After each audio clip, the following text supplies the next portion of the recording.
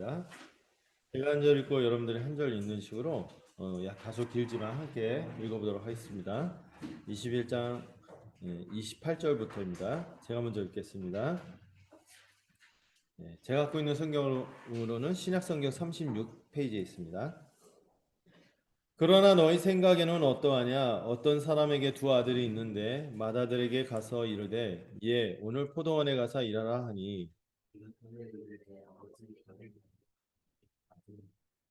둘째 아들에게 가서 또 그와 같이 말하니 대답하여 이르되 실소이다 하였다가 그 후에 뉘우치고 갔으니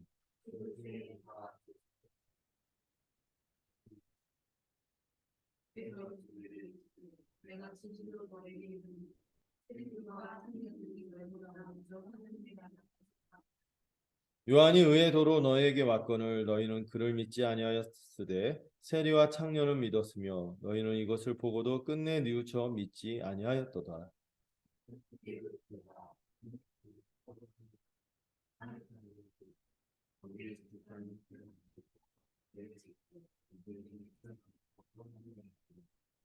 열매 거둘 때가 가까우매 그 열매를 받으려고 자기 종들을 농부들에게 보내니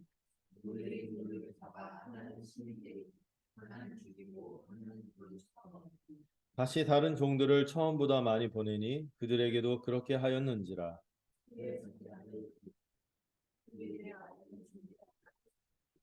농부들이 그 아들을 보고 서로 말하되 이는 상속자니 자 죽이고 그의 유산을 차지하자 하고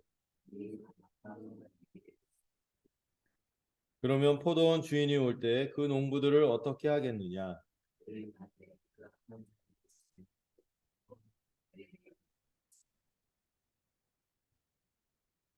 예수께서 이르시되 너희가 성경에 건축자들이 버린 돌이 모퉁이의 머릿돌이 되었나니 이것은 주로 말미암아 된 것이요 우리 눈에 기이하도다 함을 읽어본 일이 없느냐.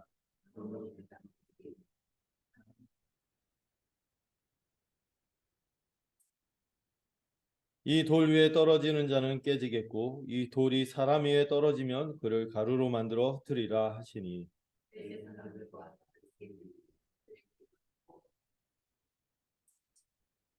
함께 읽겠습니다. 작고자 하나 무리를 무서워하니 이는 그들이 예수를 선지자로 알미었더라. 아멘. 네. 계속해서 마태복음을 통하여 천국복음에 대해서 살펴보고 있습니다. 우리 천국의 왕이신 주님께서 이제 자기 집으로 들어가셨어요. 예루살렘에 들어가셨는데 들어가실 때 겸손하신 왕의 모습으로 들어가셨다는 내용을 기억하고 우리에게 오신 주님이 우리를 섬기기 위해서 이렇게 오신 자기 목숨까지 바치신 그런 왕이라는 것을 인상 깊게 봤죠. 그러면서 또 다른 모습이 주님이 이제 성전 자기 집 아닙니까? 자기 아버지의 집이죠. 주님의 집이죠. 거기 갔더니 어땠습니까? 성전의 상태가 망가져 있었죠.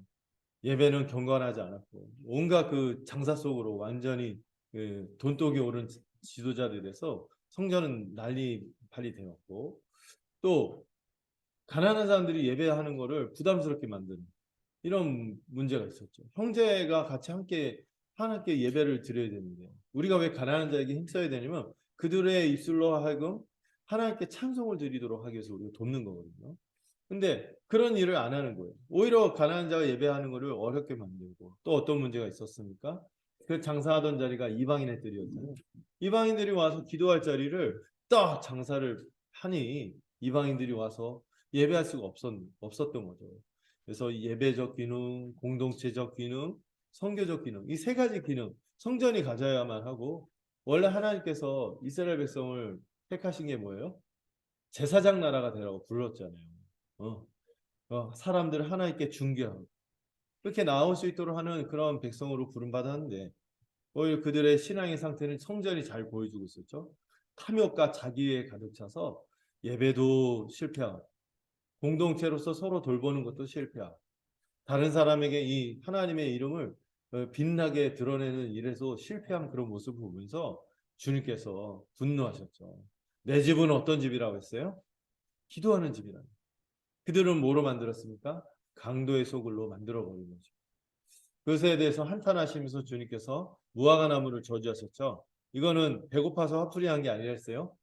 그 퍼포먼스를 했어요. 이제 성전 성전을 중심으로 했던 옛 이스라엘 백성, 옛 종교 질서는 끝나고 이제 새로운 이 하나님을 만나고 하나님과 더불어 살아가는 새로운 세상이 열린다는 것을 이제 무화과나무를 저주하고 제자들을 보면서 세 번이나 너희가 기도하면 너희가 확신을 갖고 기도하면 하나님께서 응답해 주실 거다. 이전에 어떻게 했어야 돼요? 기도하고 응답을 받으려면 어디를 향했어야 돼요? 그 요나도 고레 속에 있었어도 그 시를 짓잖아요. 내가 주의 성소를 향하여 손을 들고 기도합니다 하면서 이렇게 성전을 거쳐야지만 하나님께서 기도를 받는 그런 시대였는데, 이제는 어떤 시대예요? 이제 그리스도 안에 있기만 하면 돼요. 그리스도 안에 있으면은요, 어떤 목사가 더 기도빨이 있다 뭐 이런 거 필요 없어요. 어떤 권사님 기도가 세다 이런 거 없어요. 우리가 누구 안에서 기도하면 돼요? 그리스도 안에서 기도하면은 그분의 자녀가 돼서 받아들여지는 위대한 시대가 된 것이죠. 그러면서 옛 성전과 새 성전이 교체되고 있음을 보여주셨습니다. 그리고 나서 오늘 그 세 번째 그때 대지에서 나왔던 내용이 오늘 나오는 두 가지 비유하고 22장 처음에 나오는 비유까지가 한 덩어리예요, 사실. 근데 오늘 좀 내용이 많으니까 좀 지난번에 거기까지 끊었고 오늘 이제 이어서 하려고 합니다. 종교 지도자들이 막 예수님이 와서 이 성전에서 막 이 책망하고 막 뒤집었고 또 어떤 일을 했죠? 맹인과 저는 자들을 고치셨어요.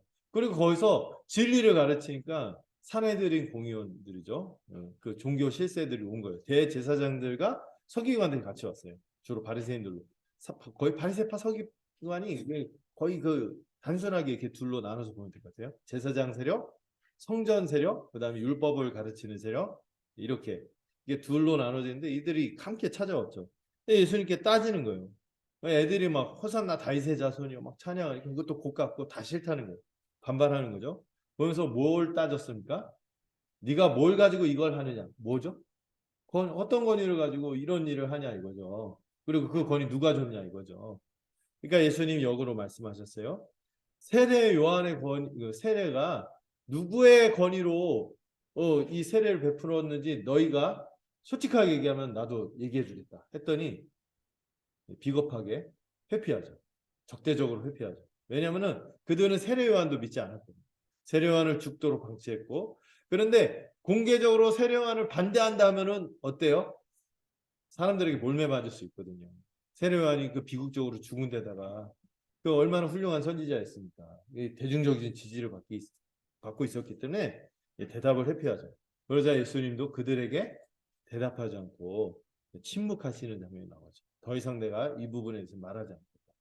근데 차라리 말하는 게 낫다고 그랬잖아요. 내버려 두시고 침묵하는 게 더 두려운 거죠. 그러면서 비유가 계속해서 이어져요. 마가복음에서 거기서 끊어지는데 마태복음은 여기서 두 가지 비유를 더 연결해서 세 가지죠. 설명을 하는데 예수님의 권위에 대해서 어떻게 반응해야 하는지를 이 지금부터 나오는 이 두 아들의 비유로 권면하십니다. 이 두 아들의 비유하고 그 다음 나오는 포도원 비유는 좀 익숙할 거예요. 마가복음에서 들었고, 근데 마태복음에 또 나오는 뒤에 잔치 비유가 있는데 이것만 좀 마태에만 좀 독특하게 나와요. 어쨌든 이 두 아들의 비유가 나오는데 이 두 아들의 비유의 핵심은 뭐예요? 네, 하나님의 권위 있는 이 명령, 또 예수님의 이 권위에 어떻게 반응해야 되는가 이걸 알려주는 비유가 이 두 아들의 비유입니다. 근데 여러분들 이 본문을 보시면은 두 아들이 있는데요. 제가 이거하고 그 우리말 성경도 같이 올렸잖아요.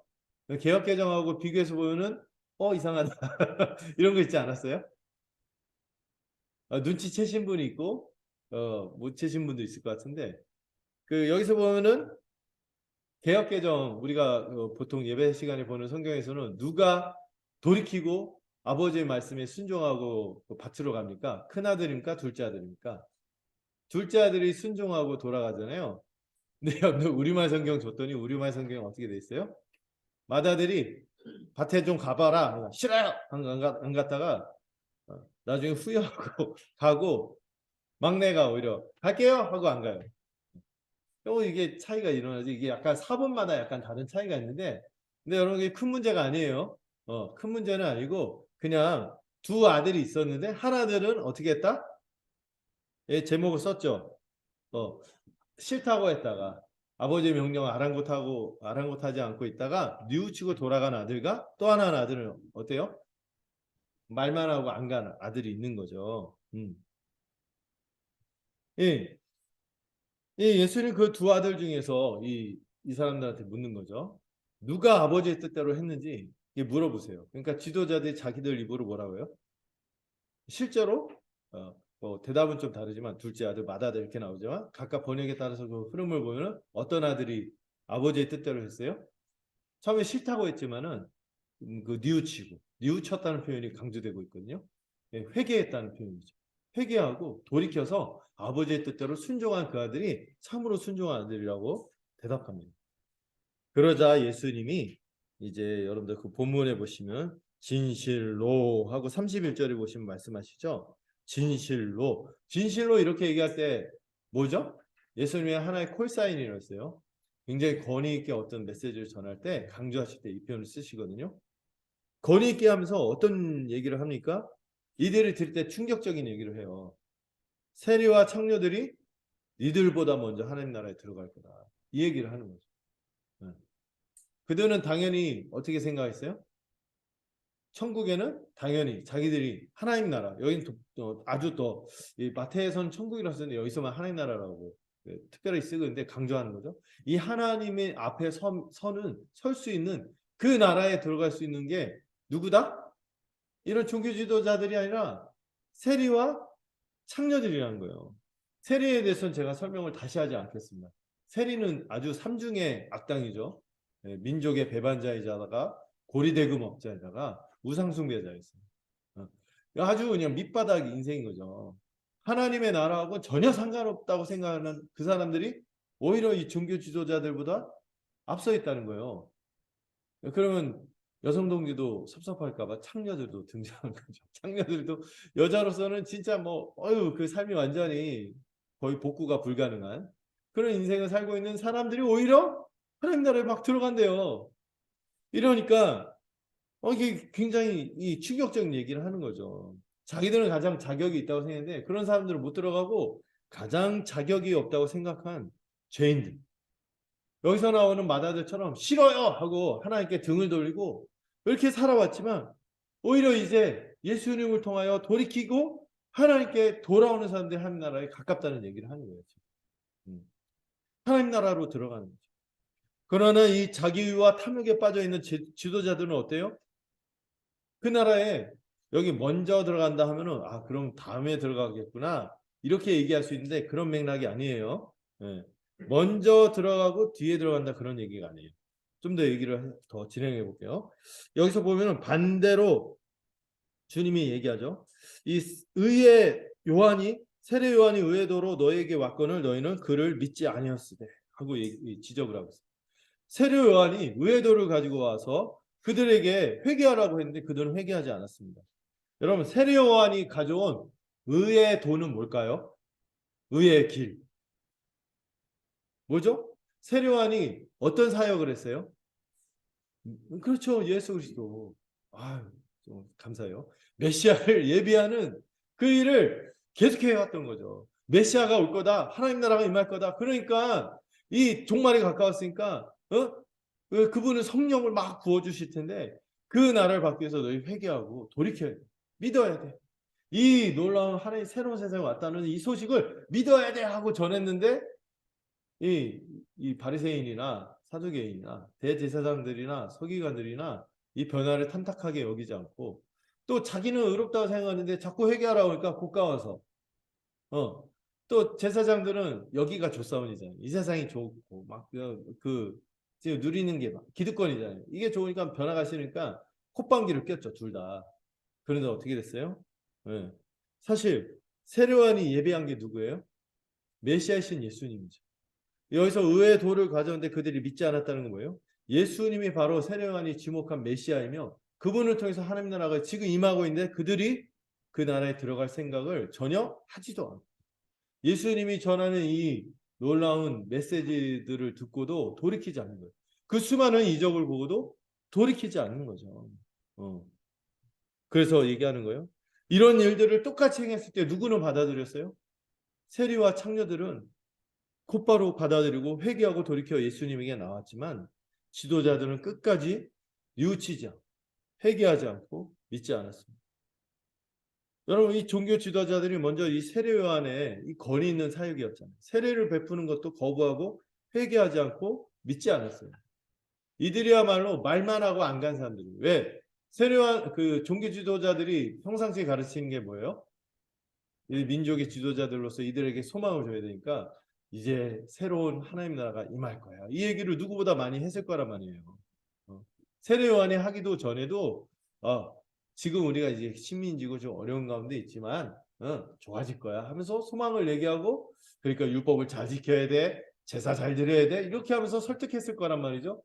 그래 놓고는 막상 변화가 찾아왔고 하나님 나라를 가져오실 예수님, 그 세례 요한 그 증거를 듣고도 이를 거부했어요. 왜? 자기의 포기해야 되고 이 탐욕으로 인해서 기득권을 누리던 것을 내려놔야 되니까, 이 변해야 할 것을 변화를 요구받았는데 이 변화되는 게 싫은 거예요. 이걸 거부한 거죠. 반대로 세례와 창녀들은 하나님과 상관없이 그냥 밑바닥으로 살다가 하나님 나라가 세례 요한의 예비적인 사역에 이어서 그리고 예수님으로 이제 본격적으로 그 사역이 시작이 되고 그 나라가 눈으로 보이게 이적으로 나타나고 또 이 신령한 말씀을 들으면서 이들의 마음이 뜨거워져서 주님께 회개하고 믿음으로 먼저 하나님 나라에 들어간 것이죠. 여기서 먼저 그들이 들어간다 이 얘기하면은 다음에 이 사람들이 들어갈 수도 있겠구나 이런 얘기 하려는 게 아니죠. 종교 지도자들이 회개하는 세리와 창기에 연이어서 나중에 들어간다는 말이 아니라 지금 그들의 마음을 꼬집는 거예요. 뭐죠? 자기들이야말로 당연히 먼저 들어갈 자들이라고 하는데 예수님 그거 아니라고 깨는 거예요. 지금 다음엔 니들 차례 이런 맥락이 아니라는 거죠. 너희들이 가장 먼저 하나님 나라에 들어갈 거라고 그렇게 교만하게 자신만만하게 마음 먹고 있는데 그게 아니라는 그 착각을 깨주는 말을 지금 하고 계신 것입니다. 이들은 회개하고 믿기를 거부했기 때문에 먼저가 아니라 또 나중도 아니라 아예 그 나라밖에 있는 것이죠. 이제 곧 이어서 또 하나의 비유를 주님은 드시면서 이제 주님은 본격적으로 또 자신의 권위를 드러내시고 이 순종의 열매를 맺어야 한다는 말씀을 이어서 하십니다. 자, 두 번째로 이 마가복음에서도 살폈던 이 포도원의 비유죠. 예수님이 한 집 주인의 얘기를 해요. 포도원을 만들었어요. 포도원을 만들었는데 여기 카페 짓는 데만 해도 비용이 엄청 들었다고 하더라고요. 엄청 제가 액수는 말하지 않겠습니다. 하여튼 몇십억 들었대요. 막 그렇게 했는데 포도원을 만들었어요. 포도 농장. 얼마나 돈 많이 들었겠어요? 거기다가 산 울타리를 쳤어요. 담장을 치고 울타리를 치고 또 굉장히 열매를 기대해서 아직 열매가 나오려면은요. 한 포도원을 짓고 열매가 나오기까지 기간이 4년에서 5년 정도 걸린대요. 이런 기간이 있는 거죠. 이 4, 5년 뒤에나 열매가 나타날 건데 얼마나 이 주인이 기대하는 마음이 있었는지 뭐를 만들어? 즙을 짜는 데를 미리 만들어 놔. 이만큼 기대가 큰 거예요. 야, 이거 이렇게 해야지 하면서. 그리고 포도원을 지키기 위해서 뭐도 지었어요? 오두막 같이 파수꾼들이 이렇게 들어가서 망대를 해서 누가 이 포도원을 허무거나 그 들짐승이나 또 강도들이나 막 이런 사람들이 하지 않도록 이 애지중지하면서 이 보호하는 모습을 보여줍니다. 그래서 농부들을 불렀어요. 농부들을 부르고 이제 이 사람들이 뭐죠? 자장농이 아니라 뭐죠? 소장농이라고 하죠. 그 세를 받고 월급을 어느 정도 받고 그 대신 농사를 져주는 사람이에요. 이 사람은 보통 이렇게 그냥 일을 시키지 않고 4년, 5년 동안 소출이 안 나잖아요. 그래서 먹고 살 수 있도록 세를 주면서 일을 시킨다고 그러더라고요.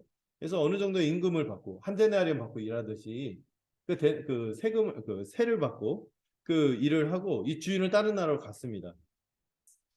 근데 예수님이 말씀하신 이 포도원의 비유 얘기하면은요. 이사야서 5장의 말씀이 딱 떠오를 수밖에 없어요. 이사야서 5장에 어떤 말씀이 있어요? 이 포도원의 노래라는 약간 비가가 있어요. 라멘트, 애가가 있어요. 하나님이 애지중지해서 여기서 나오는 것처럼 이 집틀을 만들고 뭐 담장을 치고 망대를 세우고 애지중지하면서 또 소출을 그 수확을 기대했는데 극상품 포도가 날 만큼 최선을 다해서 노력을 다 해서 읽었거든요. 그랬더니 뭘 맺었어요? 들포도를 맺었다고. 들포도를 맺었다고 한탄하는 장면이 나옵니다. 이 들포도는 먹을 수 없는 거예요. 먹는 순간 떫고 썩갖고 그냥 그리고 약간 독성도 있어서 먹을 수 없는 거예요. 이거를 맺어갖고 이 하나님이 그 이사야서에서 그 이스라엘 백성을 향하여 심판을 하는 거거든요. 이스라엘 백성을 언약 백성으로 삼으셔서 따로 자신의 나라로 구별하고 구별된 백성으로 삼으셔서 세굴라 포배로 삼고 얼마나 애지중지 은혜를 베풀었어요. 그들을 축복하고 보호하시면서 이 모두가 지옥 백성인 상황에서 이들만은 주님께서 따로 구별해서 택한 백성으로 제사장 나라로 삼고 천국 백성의 지위를 주신 것이죠. 이 모든 수고를 다하시면서 은혜를 베풀고 포도 열매를 기대했건만 극상품 포도를 기대했는데 그들은 들포도를 맺은 것이죠. 그래서 이사야서에서 뭐라고 합니까? 그들을 향한 첫 철저한 심판을 말씀하시는 거죠. 근데 오늘 그 나오는 예수님의 비유는 이 포도원의 노래보다 더 자세하고 또 그 상황을 얼마나 심각했는지를 심각하게 그 내용을 그려나가고 있습니다. 그래서 어떤 분은 이 포도원 노래 업그레이드 버전이 바로 오늘 나오는 이 포도원의 비유다 하고 얘기하죠. 자, 이 주인은 농부들에게 포도원을 맡기고 열매를 수확할 때까지 기다렸습니다. 적어도 몇 년이요? 4년에서 5년을 기다린 거예요. 이 열매를 맺기까지 4, 5년을 임금을 주면서 기다린 거죠. 열매를 맺을 걸 기다리면서. 정말 무더니도 기다린 거예요. 그래서 이 주인은 그때까지 종들에게 임금을 주면서 충분히 기다리다가 마땅히 받아야 할 열매를 받기 위해서 그때가 되었을 때, 때가 되기도 전에 달라고 하면 안 되죠. 때가 충분히 되었을 때 가서 종들을 보냈어요. 보통 월급 주면서 일을 시켰기 때문에 그 나중에 그 수학을 이렇게 받을 때 수학의 절반을 이 주인이 지분을 갖고 있어서 받을 수 있었다고 하더라고요. 그걸 기대하고 보냈는데 이 농부들이 어떻게 합니까? 이 주인의 권리와 권위를 인정하기는커녕 이 열매를 주기는커녕 어떻게 했어요? 주인의 종들을 잡아서 하나는 심히 때렸고 그 다음에 온 하나는 어떻게 해요? 죽여버리고 마지막 하나는 돌로 쳤다. 아, 돌로 치고 말았으니까 다행이다. 아니에요. 이거 점증법이거든요. 그냥 죽인 거는 죽인 건데 돌로 치는 건 뭐냐면 돌로 쳐서 죽이는데 돌로 치는 행위는요. 단순히 죽이는 행위만 있는 게 아니라 어떤 의미도 있어요? 저주하는 의미까지. 저주하고 멸시하고 완전히 없이 하는 그런 의미까지 부여하면서까지 이 주인의 종들을 점층적으로 멸시하고 죽이는 그런 일들을 행한 것입니다. 여러분 여기서 이 포도원의 주인은 누굽니까? 하나님이시고 이 포도원은 뭐죠? 하나님께서 언약을 맺은 걸 얘기하시는 거예요. 언약을 맺고 그들을 하나님 나라 삼은 것을 말하는 거죠. 그러면은 종들은 누구예요? 이스라엘 백성들이죠. 이 농부들은 이스라엘 백성들이고 종들은 누굽니까? 이 이스라엘 백성이 자꾸 열매를 안 맺으니까 열매를 맺으라고 좀 돌이키라고 말하라고 전한 하나님이 끊임없이 보낸 선지자들이었어요. 여러분 구약에도 보면요 선지자들이 얼마나 많은지 몰라요. 선지서만 해도 몇 개예요. 큰 선지서만 해도 4-5개고 작은 선지서만 해도 12개예요. 거기다가 거기에 그 성경에 기록되어 있는 이렇게 그 성경을 기록한 선지자 말고도 말로 막 하나님의 메시지를 전하는 선지자들이 무수하게 많거든요. 정말 무수하게 보는 거예요. 역사 속에. 근데 하나님이 이렇게 회개하고 돌이키라고 수없이 기회를 주었지만 이스라엘은 어떠했습니까? 회개하지 않았던 거죠. 그리고 점점 거부하는 강도가 세집니다.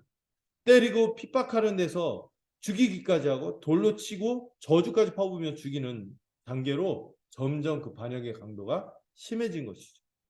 그래서 이들이 여러 가지 어려움이 있어서 그래서 하나님이 징계도 하셨지만 그래도 하나님은 포기하지 않고 한없이 인내하시면서 또 다른 종들을 많이 보내셨다고 얘기해요. 여기 보면 또 다른 종을 또 보냈다고 나옵니다.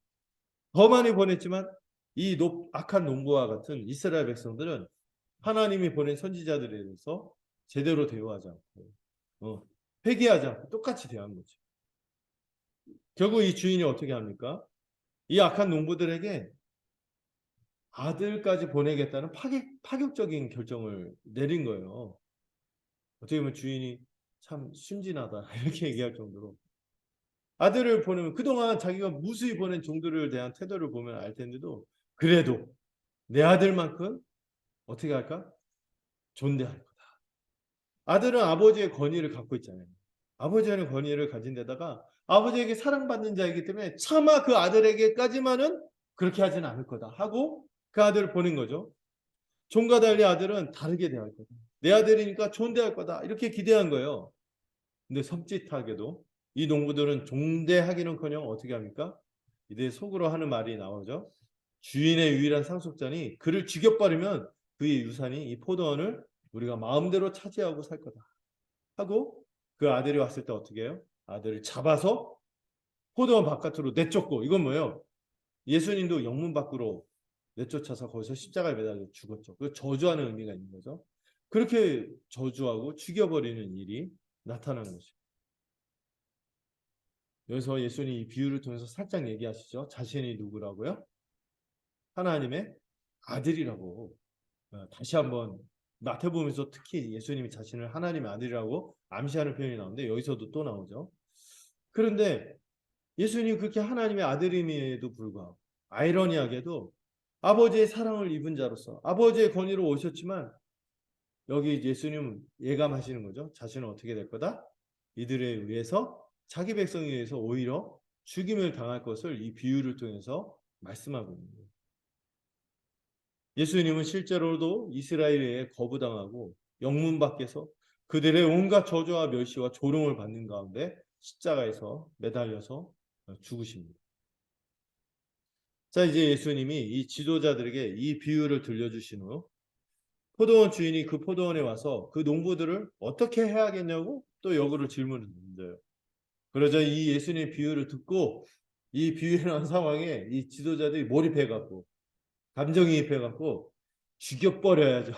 얘기를 하는 거죠. 예?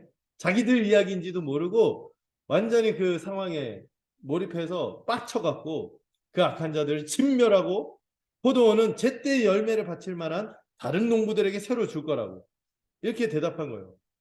예, 그 일이 바로 누구에게 일어날 일들이에요? 자기들에게 일어날 일인지도 모르고 자기들이 스스로 자기들의 형량을 결정하고 선고를 내린 거죠. 얘기한 거예요. 자, 그리고 예수님이 또 말씀하십니다. 성경을 안다고 하지만 실제로는 성경을 모르는 이들에게 또 지난번 이 얘기에서 이들이 자존심 상해했지만 너희들이 성경을 읽어보지 않았냐 하면서 또 얘기하죠. 그 구약에 예언된 말씀을 읽어본 적이 없냐고 도전하는데 여기 그대로 적혀있기 때문에 찾아보진 않았어요. 시편 118편 22절에서 23절의 말씀이거든요. 어떤 말씀입니까? 건축자들이 버린 돌이 모퉁이의 머릿돌이 될 것이다. 그리고 이것은 누구로 말미암아 된 거예요? 주 하나님으로 말미암아 된 것이기 때문에 이건 너무나 놀라워서 기이하다. 우리가 보기에 너무나 놀라운 일이다. 하는 굉장히 의미심장하고 중요한 말씀을 하십니다. 자, 여기서 이게 비유적인 표현이기 때문에 건축자들은 누굴까요? 이스라엘을 뜻하는 거예요. 앞에서 두 아들에서는 이 종교 지도자들의 국한에서 이해할 수 있겠는데 여기서는 좀 더 확장이 돼요. 종교 지도자들을 비롯한 이스라엘을 뜻합니다. 왜? 그 지도자들의 선동에 따라서 이스라엘 백성도 똑같이 예수님에게 대하거든요. 이 종교 지도자들과 그 이스라엘이 버린 돌이 모퉁이의 머릿돌이 됩니다. 그게 무슨 얘기예요? 그 이스라엘이 거부하고 버렸던 예수 그리스도가 그 버린 돌이었던 예수 그리스도가 모퉁이의 머릿돌은 뭐죠? 어떤 건물을 지을 때 가장 중심이 되는 기초석을 머릿돌이라고 하거든요. 코너스톤이 헤드스톤이 된다는 거죠. 예, 약간 영어 할 때 움찔해요 제가. 예. 이 모퉁이의 돌이 머릿돌이 되는 거예요. 이게 무슨 얘기예요? 이 건축자들이 버린 돌이 그냥 버린 돌로 끝나는 것이야. 오히려 새로운 공동체를 만들고 새로운 성전을 이루어서 그 성전의 기초석이 될 거다. 바로 누구다? 예수 그리스도가 바로 새로운 성전, 새로운 공동체의 머리, 바로 새 이스라엘이자 새 성전인 교회의 머리가 되실 것을 선언하신 겁니다. 여러분 새 성전이 나타나고 새 이스라엘이 나타난다고 선언한다는 건 곧 뭐를 이야기하는 거예요? 옛 성전은 이제 끝났고 옛 이스라엘, 옛 언약 백성의 시대는 이제 끝났다는 거예요. 그 얘기를 하시는 거예요. 근데 이게 여러분 이게 보통 심각하고 보통 이상한 일이 아니죠. 기이한 일인 거예요. 1000년 이상 유지가 된 시스템이에요. 이게 이제 끝난다는 거예요. 그리고 오래전서부터 혈통으로 당연히 자신의 특권이라고 생각했던 것들이 이제 더 이상 아니고 새로운 언약 백성을 세워서 그 언약 백성의 기초로서 예수님이 왕으로서 서신다고 하니 이게 놀라운 일인 거죠. 예. 왕으로 오셨지만은 예수님이 원래 이 옛 언약 백성이라면 이스라엘의 왕이시잖아요. 왕으로 오셨는데 이 자체가 놀라운 거예요. 왕으로 오셨는데 자기 백성에 의해서 어떻게 해요? 죽임을 당하세요. 거부당하고. 그런데 그렇게 거부당하고 죽기까지 한 메시아가 그걸로 끝나는 것이 아니라 맥없이 끝나는 것이 아니라 그 일을 통하여 오히려 새로운 이스라엘, 새로운 하나님의 백성의 왕이 되신다는 그 선언을 하신 것입니다. 위대한 구속사적인 전환이 지금 나타나고 있다고 얘기하는 거죠. 이게 너무나 놀라운 일이고 참으로 하나님이 행하신 일이기 때문에 교회가 나중에 이 말씀을 읽을 때마다 정말 놀라운 거죠. 어떻게 그 혈통, 아브라함 혈통, 이 혈통 여러분 피는 물보다 진하다 이러죠. 그런데 그거 다 무시하고 그냥 예수 그리스도를 믿기만 하면은 그분의 가족이 되고 그분의 백성이 된다는 거예요. 값없이 하나님의 자녀가 된다는 거예요. 이건 너무나 놀라운 거예요. 교회가 바로 이런 놀라운 은혜를 입은 것입니다. 예수님은 계속해서 이 비유의 의미를 분명하게 밝히시며 결론을 내리십니다. 이제 이 하나님 나라의 특권, 이 언약의 특권을 종교 지도자를 비롯한 이스라엘에게서 뺏어서 그 나라의 열매 맺는 백성이 받을 것을 선언하십니다. 그들이 스스로 선거한 것처럼 그 나라의 열매 맺는 백성이 받을 것이다. 이 얘기는 뭐예요? 옛 언약 백성이 아니라 새 언약 백성이 하나님 나라를 누릴 거라. 천국 백성의 주의를 얻을 거라. 이제 언약 백성의 주의를 누가 얻는 거예요? 예수 그리스도를 믿는 제자들, 신자들이 그 지위를 얻을 거라고 선언하신 것입니다. 거기다 여러분 우리를 공부시키는 말씀이 있어요. 열매 맺는 백성. 얼마나 이게 우리를 규정할 때 열매 맺는 백성이라는 게 얼마나 위안이 되고 벅찬 건지 몰라요. 옛 언약 백성은 어땠어요? 들포도를 맺고 실패했는데 이제 우리야말로 극상품 포도를 맺는 그런 새 언약 백성이 되었다는 것을 말씀하시는 것입니다. 여러분 이 새 언약 백성이 된 자들은 반드시 뭘 맺을 거다? 열매를 맺을 거다. 여러분 이럴 때 여러분들이 환호하고 아멘 이러시죠. 열매를 맺을 거다. 그 열매 맺는 새 언약 백성이 누굽니까? 누굽니까? 누구죠? 우리라는 거예요. 새 언약 백성인 교회인 거라. 얼마나 감사한 선언인지 모르겠습니다. 여러분 계속해서 이 열매에 대한 주님의 관심, 이 순종의 열매, 예배의 열매죠. 예수님이 건의와 더불어서 또 이 비유에서 강조하는 것은 이 열매인데 하나님 기대하신 열매가 뭐죠? 제가 지금 얘기했죠? 처음에 선악과에서도 나타났듯이 이 언약 관계에서 하나님 우리에게 원하시는 것은 일관돼요. 뭐죠? 예배와 순종의 열매죠. 원래 누가 맺었어야 되는 거예요? 이스라엘 백성이 성전을 중심으로 성전까지 허락하면서 눈에 보이는 것까지 허락하면서 그 자신을 예배하고 순종하라고. 여러분 눈에 안 보이면 힘들잖아요.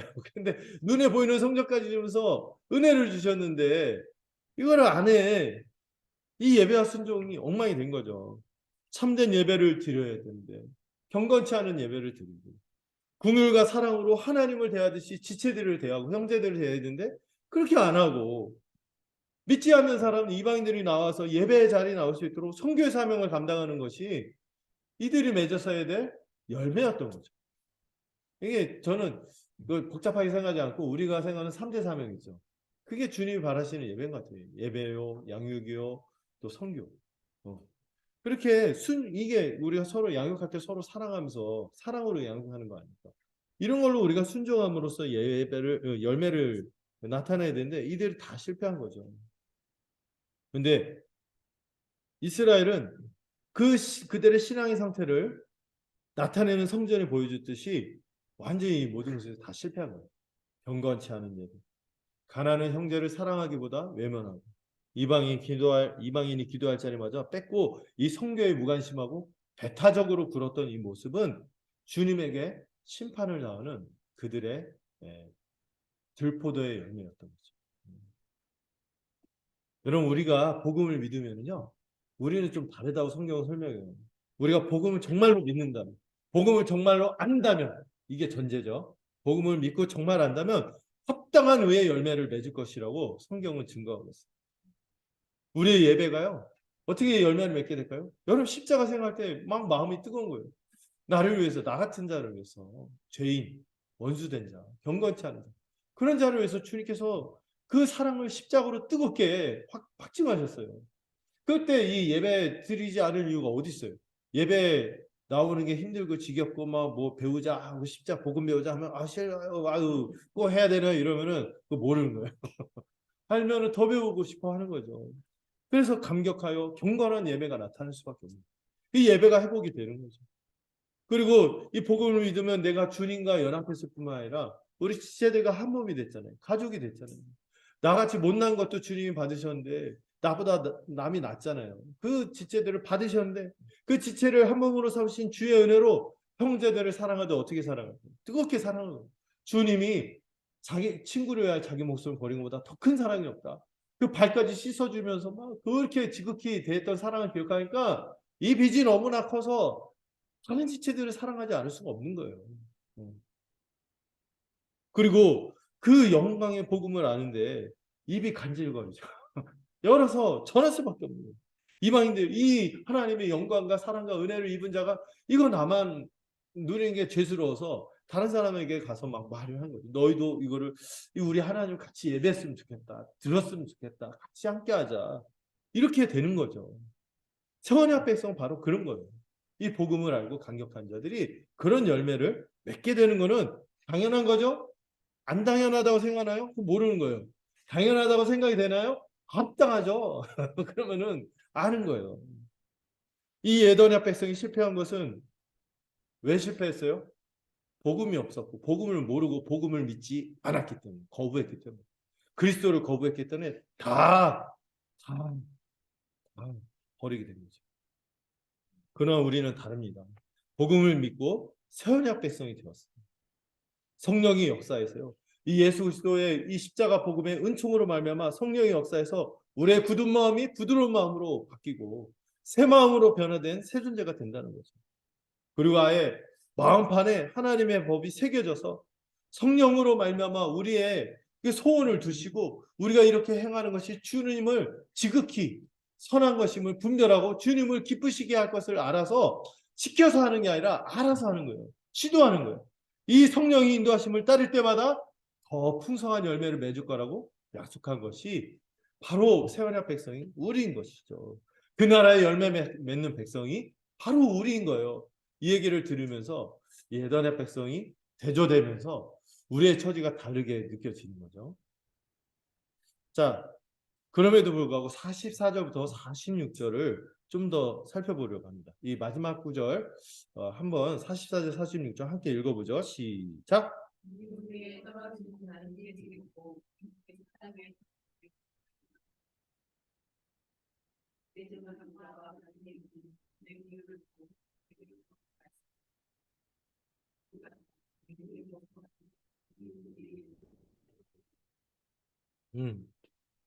예, 44절을 좀 해석을 해야겠죠. 예, 대충 분위기가 어떤 건지 알겠죠. 이 돌이 누구예요? 예수 그리스도를 얘기하는 거죠. 방금 전 머릿돌 얘기했으니까. 그러니까 이 돌 위에 떨어지면 깨져버리고 이 돌이 그 위에 떨어지면 부서진다. 뭐예요? 까불지 마라 이거지. 예수님의 권위. 예수님의 권위를 대적하는 자들의 운명이 어떻게 되는지 얘기하는 건데 좀 더 친절하게 제가 좀 자세히 설명하려고 해요. 뭐냐면은 돌 위에 떨어지는 자는 깨진다. 또 그 돌이 사람 위에 떨어지면 그를 가루로 만들어 흩어버린다. 이거는 각각 다른 구약의 말씀을 인용한 거예요. 지금 주님이. 우리 이거 듣고 약간 대충 분위기만 파악하는데 이 당시 사람들 구약을 잘하니까 두 가지 말씀을 지금 얘기하는구나. 하나는 이사야서 8장 14절 15절을 인용한 거고, 뒤에 있는 말씀 돌이 위에 떨어져서 가루가 된다는 것은 다니엘서 2장의 말씀을 인용한 거예요. 이걸 제가 찾았을까요? 안 찾았을까요? 당연히 찾았겠죠. 네, 네. 자, 한번 보도록 하겠습니다. 네, 본문 한번 같이 여러분 읽어볼까요? 자, 읽겠습니다. 시작.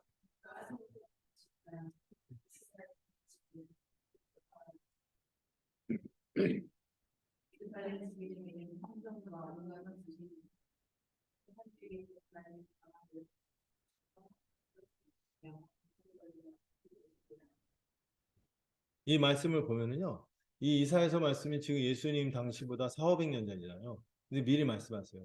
그가 성소가 되신대. 그는 누구냐? 여호와 하나님입니다. 여호와가 와서 친히 이 땅 가운데 성소가 될 것이다. 성스러운 성전이 될 것이다. 그러나 어디에는 이스라엘의 두 집이 누구죠? 남북 다 합쳐서 이 걸림돌과 넘어지는 반석이 되실 것이다. 왜? 그들이 그 성소로 오신 그 여호와 하나님, 그 예수 그리스도를 메시아를 거부할 것이기. 예루살렘 주민에게는 오히려 함정과 할무가 되고 많은 사람들이 그로 말미암아 걸려 넘어질 것이며 부러질 것이며 덫에 걸려 잡힐 것입니다. 이게 앞부분이에요. 예수님 뭐가 되시는 거예요? 걸림돌이 되시는 거예요. 그들 예수님을 거부했기 때문에. 걸림돌. 여기 나오는 걸림돌이 되는 것이죠. 이사야 당시에는 이스라엘이 이미 배교해서 하나님이 그들에게 걸림돌이 되고 걸려 넘어지게 될 것을 경고하셨는데, 지금 또 하나님이 보내신 친히 성소가 되신 예수 그리스도를 그들이 거절했으니 그들에게도 예수님은 걸림돌이 될 것입니다. 이 말씀을 인용하시면서 이 종교 지도자들과 이스라엘이 예수님을 대적했기 때문에 결국 예수님이 걸림돌이 되고 그들은 넘어지고 말 거라고 경고하신 것입니다.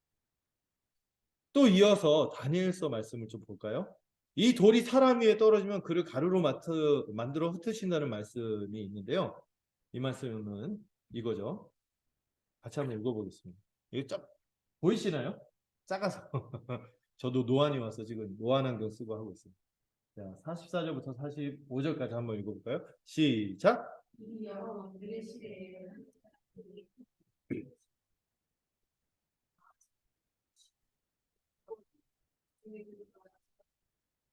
우리 여기 모두 살아있어 영지기로 영을 써것이다. 흩지 아니한 우리 산에서 나와서 해바라기와 지금과 인사와 빠른 백들이 것을 마음에서 신이 하나님의 장래인을 마음에 알고 네, 여기까지요. 자, 여기서 이 다니엘서가 지금 이 어느 맥락에서 나오는 얘기인지 아세요? 네, 다니엘이 지금 포로로 끌려왔어요. 그리고 바벨론의 포로로 있는데 이 바벨론의 왕이 느부갓네살 왕인데 어느 날 느부갓네살 왕이 꿈을 꿨어요. 꿈을 꿨는데 꿈도 기억이 안 날 뿐만 아니라 꿈의 내용도 막 뒤숭숭해. 그래서 막 온 바벨론 거대한 제국이죠. 거기 막 석학들을 불러서 내 꿈 좀 해석 좀 해달라 했더니 다니엘 그 꿈의 내용을 알려주면서 해석을 해준답니다. 어떤 게 있었죠? 금심상 있고 그 다음에 은인가요? 돈인가요? 하여튼 뭐가 있어요? 동이 있고 그 다음에 철 있고 그 다음에 흙과 뭐가 있는 이 네 가지 금신상에서 네 가지 그 성분으로 된 복합적으로 된 신상이 있는데 갑자기 여기 이 손대지 아니한 돌, 옛날에 뜨인 돌이라고 있어요. 뜨인 돌이라는 찬양팀이 있었죠. 뜨인 돌. 손을 그러니까 가공한 돌이 아니라 손으로 직접 뜬 돌 있잖아요.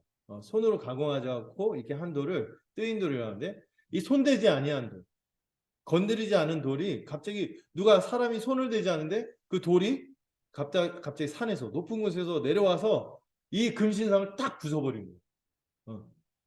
금이고 그 돌하고 금 막 쇠하고 부딪히면 뭐가 망가져야 돼? 돌이 박살나는데 오히려 이 금신상이 다 박살나는 거예요. 가루가 되는 거예요. 이 돌이 하늘로부터 떨어져서. 여기서 지금 돌이 떨어져서 위에 떨어져서 가루로 흩어진다는 게 바로 이 다니엘서 말씀을 인용해서 지금 하시는 거거든요. 그러면 그 금신상은 뭡니까? 여기 다니엘이 해석하죠. 여러 왕들의 시대. 이거는 제국들. 처음에 이스라엘을 바벨론이 점령했어요. 바벨론을 멸망시키고 그 다음에 메데 파사가 점령했어요. 그 다음에 헬라 제국이 등장해서 알렉산더가 박살냈어요. 그리고 막 쪼개졌어. 그 다음에 누가 등장했죠? 지금 로마가 등장했죠. 이 각각의 제국들이 나타날 것이지만 그 국권이 하나님이 장차 하나님 새로운 하나님 나라를 세울 건데 그 국권, 그 나라의 권세가 다른 백성이 돌아가지 않고 오히려 이 모든 나라를 쳐서 이 제국들을 멸망시키고 영원한 나라로 설 것이다. 그리고 그 제국을 부서뜨리는 그 뜨인 돌이 누구예요? 바로 예수 그리스도. 예수 그리스도가 가져오는 새로운 세상, 하나님 나라가 이 모든 세상 이것을 망가뜨릴 거다.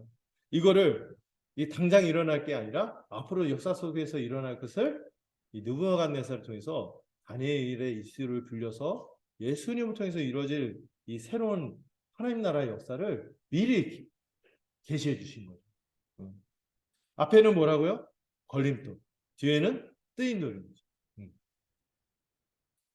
결국에는 이 모든 우상을 쳐서 가루로 만들듯이 이제 예수님을 거부했던 이스라엘도 망할 것이며 또 예수님을 믿지 않고 거부했던 온 세상 열방들도 그 예수님에 의해서 심판을 받게 될 거예요.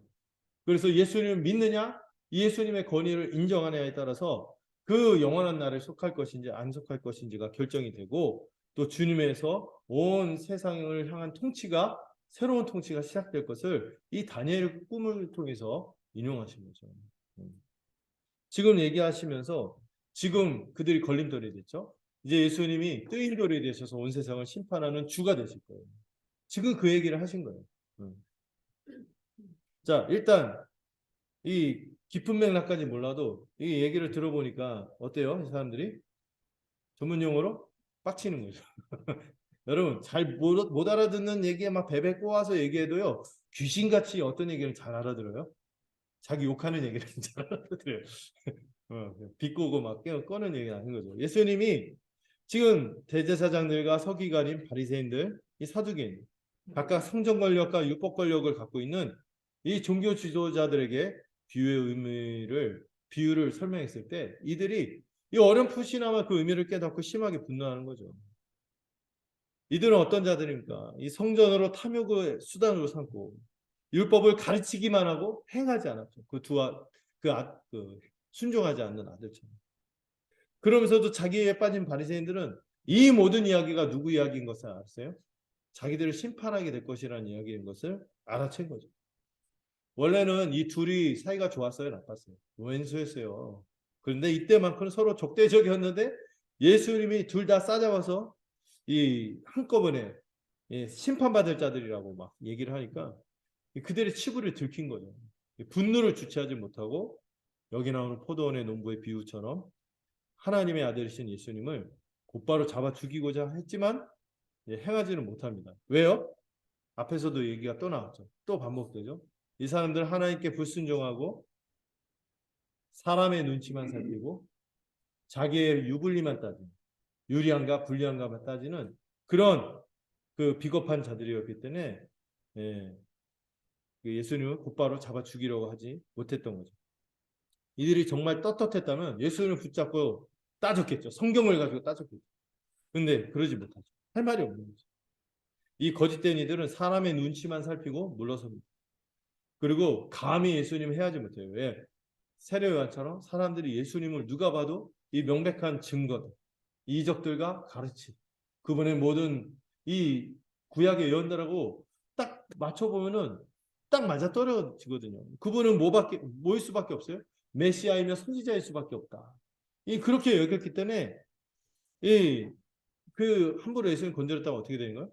하나님의 권위를 맞서는 것처럼 보이기 때문에 속으로는 저주를 뻗고 막 죽이고 싶어 했지만 표정 관리를 하면서 일단은 후퇴합니다. 여러분 이들의 모습은요. 왜 이들의 모습을 계속해서 그려나갈까? 성경에서 어떤 우리에게 반면교사로서 주는 교훈이 있다고 생각해요. 반면교사가 뭔지 아시죠? 저렇게 되면 안 되는구나. 이런 사람들입니다. 여러분 이들을 보면서 우리가 깨달아야 되는 게 있습니다. 하나님의 말씀이요. 복음의 말씀도 있지만 때로 우리를 책망하고 경성하고 깨어있도록 할 때가 있습니다. 근데 여러분 참된 신자 세원약 백성의 특징이 뭔지 아세요? 이 말씀이 임했을 때 세리와 창녀들의 심령으로 겸손하고 이 온유하게 이 말씀을 받고 엎드러지는 거예요. 이 말씀이 정직하게 받고 엎드러지는 거예요. 사람의 눈치를 보지 않아요. 자기의 체면을 생각하지 않아요. 하나님의 말씀에 이게 정직하게 반응하고 엎드리는 것이 신자라는 거죠. 그러나 복음으로 새 마음이 되지 않은 자는 책망할 때 어떤 반응이 나옵니까? 반발하는. 네. 책망한 사람에 대해서 반발하고 자기를 변호하게 바꾼 거예요. 어. 여러분 다윗도 그렇고 참신자들은 어때요? 부당한 얘기가 있다 할지라도 한번 자기를 깊이 생각해 보는 거죠. 정말 내가 변명할 만큼 그게 맞나? 정말 내 그 면이 있지 않는가? 그 받아들이고 그 말씀이 맞다면 엎드러지는. 일단 엎드러지는 거죠. 엎드러져요.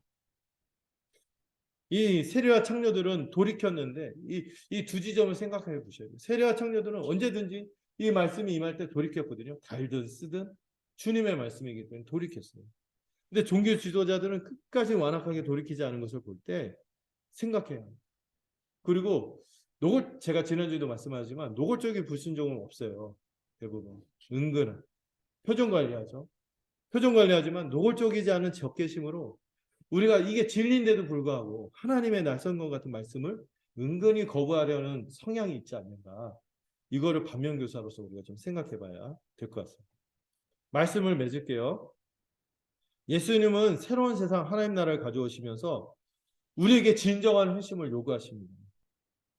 이, 이 실패한 아들처럼 말로만 종교 행위와 교리를 믿는다고 하고 그냥 과거의 삶에 머무는 것이 아니라 돌이켜 뉘우치고 순종하는 아들처럼 이 예수를 믿는 참된 믿음으로 모두 이 회심의 은혜를 소유한 자들이 되기를 소망합니다.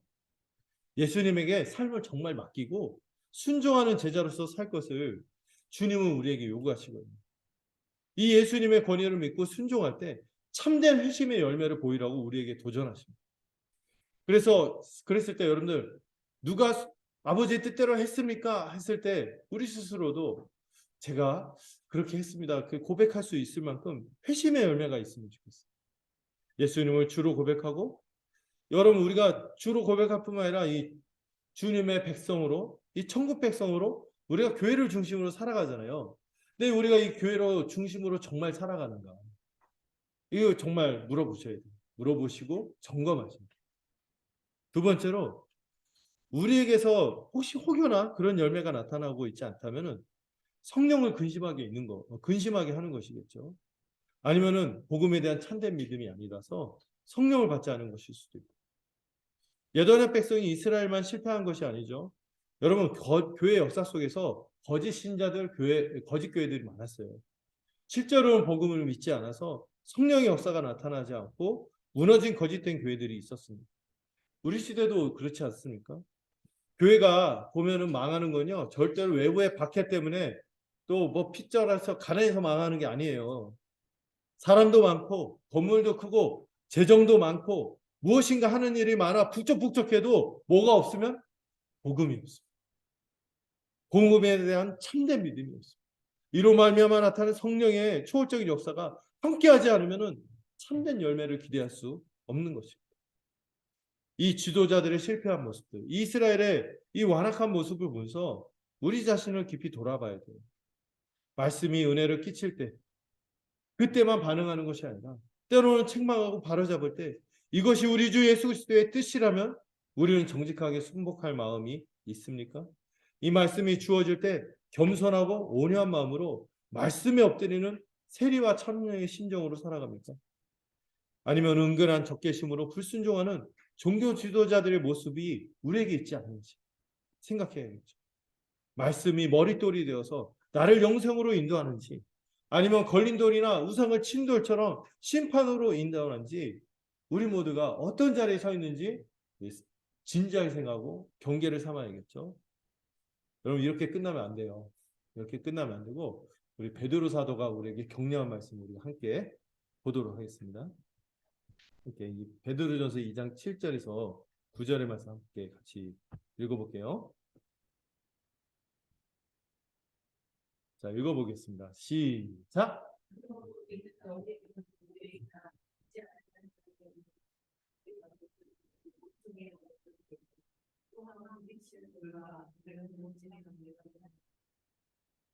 그의 말씀을 순종하지 않는 이유로 이는 그들로 해치만지 믿는 우리에게는 예수 그리스도가 뭡니까? 보배인 것이죠. 믿지 않는 자에게는 예, 걸림돌이 되고 있어요. 모퉁이 머릿돌, 새로운 모퉁이 머릿돌, 새로운 공동체. 그들이 아닌 다른 공동체의 머리가 되셨죠. 바로 교회의 머리가 되셨죠. 그러나 유대인들, 옛 언약 백성들에게는 부딪히는 돌, 걸려 넘어지는 바위가 됐습니다. 순종하지 않음으로 그렇게 됐어요. 이게 그렇게 되어져 버린 것이죠. 그러나 베드로는 이 예수님이 보배로운 모퉁이 돌이자 리빙스톤, 살아있는 돌로서 우리를 새로운 하나님 나라 백성으로 부르셨다고 선언해요. 그러면서 이 9절의 말씀이 너무 중요합니다. 우리에 대해서 얘기하는 거죠. 한번 읽어봅시다. 시작.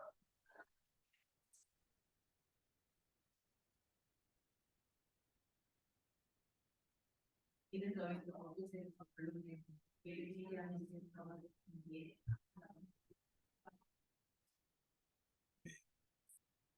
우리에 대한 말씀이죠. 우리는 어떤 자들이라고요? 이미 택함 받은 족속이요. 왕 같은 제사장. 이게 구약의 제사장 나라와 똑같은 표현이라고 배웠죠. 이 선교적인 사명을 감당하며 하나님께 예배하며 또 이 지체들을 온전히 살피는 그런 왕 같은 제사장들이요. 거룩한 이 세상의 죄악된 모습과 다른 대조되는 그런 거룩한 나라요. 그분의 소유가 된 백성으로서 이제는 어두운 데서 불러났잖아요. 이제 그런 못난 모습은 이제 그만. 우리답지 않은 거죠. 이제 이미 우리는 그의 기이한 빛에 들어가게 하시니에 아름다운 덕을 선포하는 예배하는 참된 새 백성이 됐다는 것을 기억하며 여러분 용기를 내시고 다시 한번 이렇게 거룩한 자로서 이번 한 주간도 살아가기를 간절히 소망합니다. 우리를 새로운 백성으로서 아름다운 덕을 선포하도록 부르셨다고 하셨어요. 여러분 우리의 힘으로 안 되죠. 보배로운 산돌이자 머릿돌이신 예수 그리스도께서 우리를 신실하게 이끄실 것입니다. 성령의 역사로 우리를 이미 새로운 존재로 변화시켰다는 것을 날마다 믿으세요. 그래서 바울이 날마다 고백하잖아요. 나는 날마다 죽었다. 이 못난 거 이런 건 이미 죽었어요. 나는 이제 새 사람으로 새 생명으로 살아간다. 이걸 믿고 아름다운 덕을 선포하는 서연의 우리 모든 지체들이 되기를 소망합니다. 기도하겠습니다. 주님, 우리에게 은혜를 베푸셔서 복음을 알게 하시고 또 말만 하고 순종하지 않는 교만한 자가 되지 않도록 주님 붙들어 주시옵소서. 복음을 깊이 깨달아서 우리가 자격 없는 세례와 창녀 같은 자들임에도 은혜로 부름받았음을 알아 참된 회심으로 순종의 열매를 맺는 우리가 되도록 붙들어 주시옵소서. 주님, 종교 지도자들의 모습을 통해 혹시 우리에게 회개하지 않은 교만함이 있다면 돌이키도록 붙들어 주시옵소서. 주의 말씀이 걸림돌이나 우상을 치는 돌이 아니라 우리에게 보배로운 산돌이요 머릿돌이 되어서 우리를 영생으로 인도하기를 소망합니다. 주님이 우리에게 선한 역사를 이미 시작하셨고 완성할 때까지 은혜로 이끄시고 신실하게 역사하실 것을 믿습니다. 우리가 영원히 변치 않는 은혜로 우리를 이끄시고 합당한 열매를 맺도록 온전케 하실 것을 소망합니다. 이미 새로운 존재가 되었음을 날마다 믿음으로 확인하고 새로운 날들을 살아가는 우리가 모두가 되도록 붙들어 주시옵소서. 예배의 감격과 경건함을 잃지 않게 하시고 우리에게 주어진 사람들을 사랑하는 능력을 베풀어 주시옵소서. 복음을 입을 열어 증거하는 우리가 되도록 붙들어 주시옵소서. 때때로 연약함이 우리를 덮칠 때마다 우리가 이미 새 존재가 되었음을 기억하고 성령의 역사를 힘입어 살아가는 우리가 모두가 되도록 주께서 은혜를 베풀어 주시옵소서. 예수님의 이름으로 기도드렸습니다. 아멘. 우리 함께 찬송가 210장 부르도록 하겠습니다.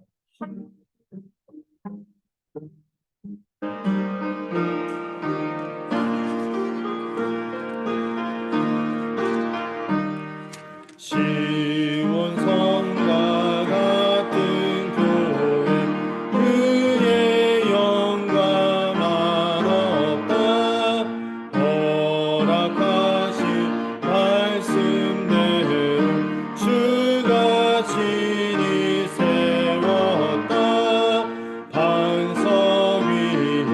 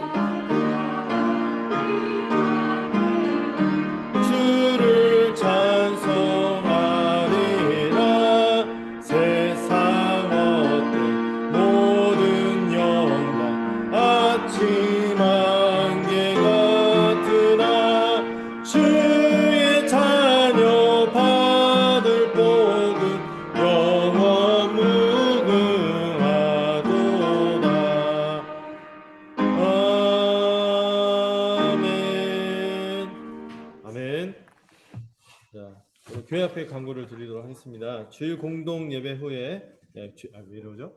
주일 말이 가끔 혼나오네요. 주일 공예배에 공동 식사 교제가 있습니다. 마음이 급해갖고 공동 예배가 됐어요. 우리 언제나 공동 예배를 드리죠. 홀로 예배 안 드리죠. 네. 다음 주에 또 성찬식이 있습니다. 이 성찬식이 있다는 거 꼭 강구해야겠더라고요. 그래서 한 주간을 또 이 성찬을 기대하면서 성찬의 은혜를 기대하고 기쁘게 맞을 수 있으면 좋겠습니다. 주중에도 말씀은 묵상에서 이 은혜 수단에서 우리가 늘 매여 있으면 좋겠어요. 그래서 이 교회에서 공적으로 하신 가르침을 우리가 어떻게든 경고에 붙들려고 하는 몸부림입니다. 그래서 이 밴드에서도 읽기도 하시고, PDF로 올리는 거는 학대에서 볼 수 있고 또 학대에서도 보시고 하면서 이 말씀을 계속해서 붙잡고 살아갔으면 좋겠어요. 12월 기도 제목을 늦어도 좀 다급하네요. 지난주에 강구할 걸 했습니다. 예, 좀 화요일까지 좀 내주시면 제가 편집하고 해서 금요일에 우리가 함께 이번 금요일이 회원 기도 모임이거든요. 그래서 함께 기도할 수 있을 것 같고요. 한 해를 마무리하는 시점이잖아요. 그래서 더 특별히 기도 제목 좀 정리하셔서 이렇게 또 하나님께 감사하며 또 기도하는 제목을 또 나눌 수 있으면 좋겠습니다. 그리고 추수감사 헌금 지난주에 여러분들이 그 마음을 모은 것을 이제 미자교회 지원했는데요. 제가 좀 PPT를 좀 준비했거든요. 좀 볼까요?